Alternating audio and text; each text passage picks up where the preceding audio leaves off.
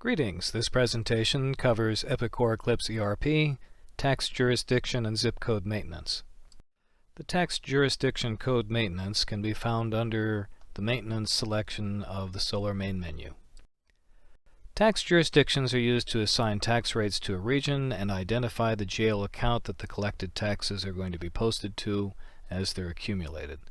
If you create a new tax jurisdiction, the name has to be less than 10 characters, so abbreviate, and you can always add more descriptive information in the description field. Once a tax jurisdiction is set up, they are assigned to the various zip codes to set the correct tax rate for the area that the zip code identifies. So of course we're going to cover zip code maintenance a little bit too. Eclipse has at least one companion product. I think actually there's a couple of them for automated tax maintenance. The one that comes to mind is Avalara for Eclipse, and it works, but unfortunately it's not cheap. The last price I was quoted was $15,000, and I think there's also a fairly high annual maintenance cost on it as well. So unless you work for a distributor that's just rolling in money, I expect you'll be doing a lot of manual updates, just like I do. If you're wondering what your tax rates are before you get started adjusting them, well, every state should have a website, for example here in California, where you can go ahead and download the tax tables. And usually for every company that has an active business license, at least the city, if not the state, is going to send you regular notices that there have been some adjustments. Here's an example tax rate table for California that was downloaded, and as you can see on the surface it looks like very useful information, but notice what's missing. That's right, it's missing all the blasted zip codes. You can still work with this, but it's going to be a lot harder. I don't know about other states, but at least in California, we're constantly having city boundaries change, incorporated areas get incorporated, and so the zip code falls under a new city, which is under a new tax rate, and so at least once a year we've got to go through and check all the zip codes to make sure that they fall under the right tax jurisdictions to collect the right taxes. A resource like Avalara solves the issue. They actually will give you a tax rate table that has all the references to the zip codes, so you can match everything up. Avalara on their website shows that you can get the tax rate table with the zip codes in it for free. There's no such thing as free, but free enough in this case anyway. It's going to nag you for email address, phone number, and such, and you're going to get contacted from someone from the Avalara sales department asking you to sign up for their service. You might want to do it. It might be fairly cost effective. It would be cheaper to go this route and just get the spreadsheets with the tax tables from Avalara than the $15,000 some odd you'd be spending to automate getting the information directly in through the Eclipse enhancement module. There are a couple of reports that you want to create in your system if you don't already have them to pull the information for the zip codes and the tax jurisdictions out of your systems. You can put them in a spreadsheet and do some VLOOKUPs and matchups and get all your wonderful stuff. Once again, another reason why you need to have a spreadsheet with a rate table with zip codes, because you're going to want to do a VLOOKUP on the zip codes.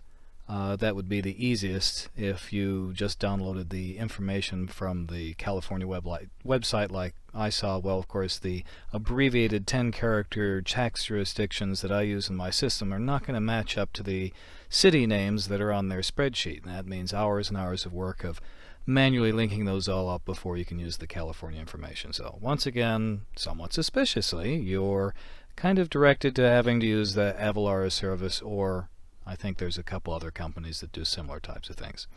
Anyway, back to the report. As you're probably well aware, Eclipse has two types of reporting systems built into it, which we will cover in other presentations because it's going to be involved.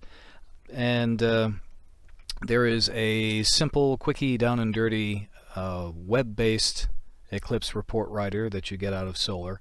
And that's good for management level, and as I said, if you just want something quickie, down and dirty, and drag and drop, it does a pretty good job. But there are some files, some universe database files that it will not pull information from, and things you just can't get it to do, and then you're forced to have to go into the old Epicor Eclipse report writer mass load tool. There's almost nothing, or nothing I've ever found, that you can't pull out with this tool. But it's ugly, it's old-fashioned, but it does a hell of a job. Anyway, in this example, this report here, you're wanting to pull out the record ID number, the zip code, the state, and the tax jurisdiction that's being applied from the zip file in the universe database, and that's what this little report that you're creating here is going to do.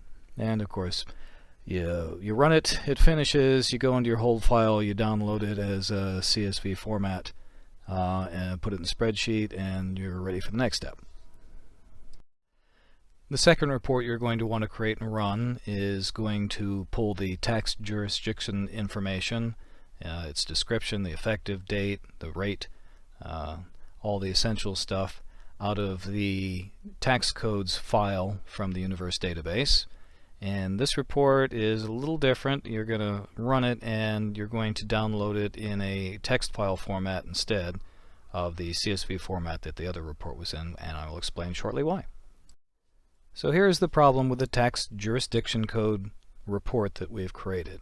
And this type of thing you come across a lot when you're generating reports in Eclipse. And the reason why probably has to do with the architecture of the database.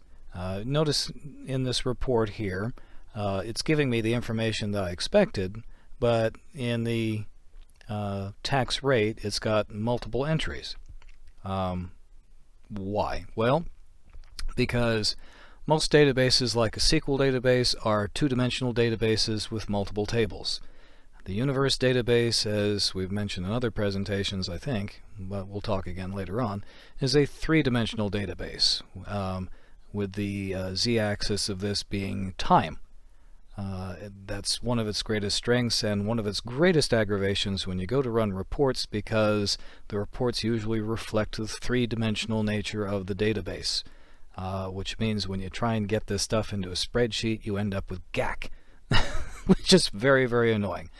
Now, I suppose a much more proficient report writer, mass load tool expert would know all kinds of neat little codes and selections and things they could do to maybe filter this stuff out. Honestly, I can't be bothered. I'm much better with Excel and with script programming than I am with being a mass load genius. So I tend to use the report writer mass load tool to just grab large chunks of data out of the system and then manipulate it as I see fit outside, either in the spreadsheet or using VB scripts or using audit scripts or Perl scripts or Python scripts. I've used all of them. Anyway, so once you've got this tax jurisdiction information out, downloaded as a text file, I have done something amazing for you. You'll find on GitHub, as shown over here, a wonderful little script written by me in an open source freeware tool, open source tool called audit. And audit, you can put it on any Windows machine. It doesn't cost you anything, and you'll run this little script, and it'll take this text file format and it'll mangle it around and change it into the format that you need, the CSV format, to put into the spreadsheet properly.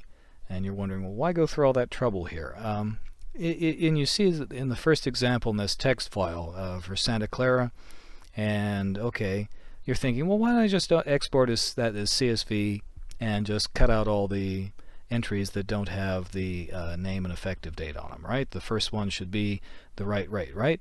No, it's not.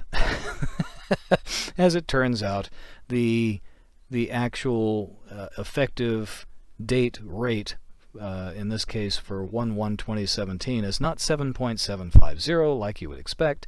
It is the very last one, 8.50, that you see off of the list. So that's what my little script is doing, is it's cutting out all the ones that are wrong. and finally finding the very last entry and putting it up at the top and getting rid of the garbage ones. So, mystery solved, and here's a fantastic little tool for you if you can endure my programming and spending 10 minutes of actually downloading audit and installing it on your Windows machine. So once you've done all your magic of downloading the updated information, downloading the spreadsheets, running your reports, converting the reports, putting them all in a couple of spreadsheets, doing some VLOOKUPs to match all the data together, and now you know for sure what the right tax rate is supposed to be for the right jurisdictions and what jurisdictions match to what zip codes. Now you can actually go into the tax jurisdiction code maintenance and actually start making the changes. And this is actually the easiest part of the process. All the other part is the hard part. So, dead simple. You go in, you type in the name for the jurisdiction, you hit enter. It's immediately going to prompt you for, do you want to edit the information on an existing effective date, or you want to create a new one. In almost all cases, you're going to want to create a new one because, well, you could cause all kinds of trouble just constantly changing an existing effective date because of any transactions, credit rebills, or whatever. You're gonna foul up with a tax rate change. Setting up this jurisdiction information for United States electrical distributors is pretty simple and straightforward because we don't have really kooky type of tax schemes like you'd have in Canada or Europe. The biggest issue with setting this thing up is to make sure that you select the right GL account that you're going to be accumulating the collected taxes to. In our system we use a GL account named State Sales Tax. I couldn't tell you what yours is going to be. Hopefully something similar. And you'll go ahead and select that in.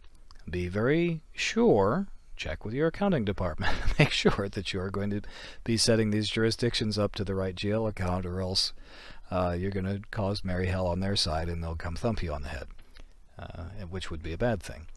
In the very end here you see a type column, and looking from the big book of Eclipse, it says that you can use this to break out the accumulated taxes into separate GL accounts, and some companies may do this if you have an exquisitely detail-oriented accounting department that really likes to get down to the pennies on this. I do not belong to one of those types of companies, so accumulating all into one account is just fine, but you could take this and say the state portion of this is 7.25, and so you'd break out and have one GL account and set the type out for the state portion to accumulate, and then you'd have the county portion, which might be 0.25, and you'd break that out and have a separate GL account for that, and you get the idea. Interesting feature. I hope you don't actually work in an accounting department that does that. I have to make some mention of a selection here called split tax rates, and I've never heard of this, so I had to go read the big book of Eclipse again to find it. I don't think any of you are ever going to use it, and I can't imagine why you would want to, but you can split the tax rates into multiples for one particular jurisdiction. I don't know how on earth you'd sort that out in the zip code end, but I'm sure Eclipse has already thought up a way. The big book says that this is only a valid issue in Tennessee. Of course, who knows when the big book was last edited. They may have discontinued that, or there might be more states. I honestly don't know. Anyway, that's what the feature is supposed to do. It does exist, and hopefully, if you're lucky, you'll never have to use it.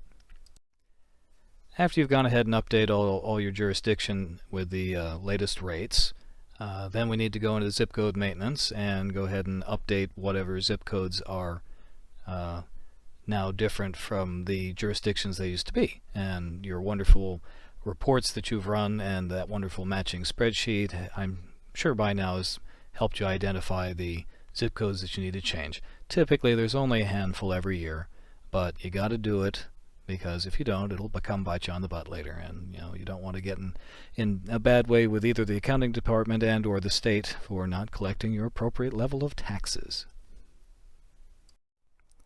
So the zip code maintenance is pretty straightforward. Most of the information you need to check is right there on the front page. You'll just be, odds are, just changing the default tax jurisdiction that the zip code's assigned to. To be, thorough, if a zip code has multiple cities in it, you know what they are. You should probably go into the jurisdiction overrides and add the additional cities that are in there. Just, comes in handy to know when you're doing reports and checking things out. You'll see there's a selection there. Well, it's the jurisdiction overrides tab, and there is a column there for jurisdiction overrides. And this allows you to take one zip code, and for each city in the zip code you could have a different jurisdiction and a different tax rate. Don't use this. You will screw yourself up royally. There is no good reason to try and split things up that way. And if you do put in jurisdiction overrides, then those reports that you created earlier in those spreadsheets will not help you in the least in identifying and updating those jurisdictions properly, because it won't show up on the reports. And it would be really hard to create a report that did. So anyway, leave that blank. Do not do jurisdiction overrides, but do enter the city information in if you know it. And on the final tab there, you have a valid route types, and you can set a ship via route type. And the big book says that this can be used, might be used, if you've got a particular route that maybe you do an expedited delivery, maybe a special one-day service, and by specifying this helps out in the sales order entry so that you get the stuff up there and meet your service level agreements that you might have. My company doesn't use it. Your company probably won't ever use it. It's there. It's neat. Now you know. And this concludes our presentation on tax jurisdiction maintenance and zip code maintenance. Hopefully this information will turn out to be useful to you. Thank you for your attention, and as always, I am not Scott Zahn.